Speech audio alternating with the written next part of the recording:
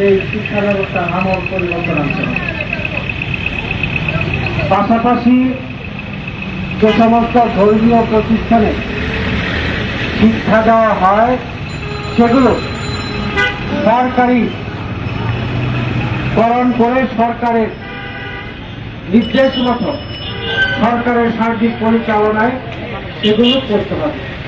কারণ বিভিন্ন ধর্মীয় প্রতিষ্ঠানে যে শিক্ষা প্রদান করা হয়, শিক্ষার পাশাপাশি জঙ্গিবাদ এবং মৌলবাদের প্রশিক্ষণ দেওয়া হয় এবং এই মৌলবাদ প্রশিক্ষণ দেওয়া হয় মাদ্রাসা, মন্দির, গির্জা, যেখানেও সকল ধর্ম প্রতিষ্ঠান সরকারের আয়ত্তে এনে সরকারের পরিচালনা করতে হবে।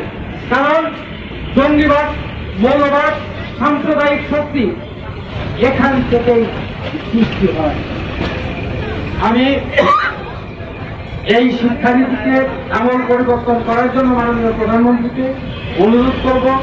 পাশাপাশি আমাদের যারা মাদ্রাসায় পড়েন, মাদ্রাসায় যারা শিক্ষা নেন, মাদ্রাসার শিক্ষকরা বিভিন্ন জঙ্গিবাদের কাছ থেকে অর্থায়নে তারা চলেন এবং সেখান থেকে জঙ্গিবাদের প্রশিক্ষণ দেওয়া হয়। তাই আমি সরকারের প্রতি, মাননীয় প্রধানমন্ত্রীর প্রতি জোর দাবি জানাচ্ছি যে শিক্ষানীতি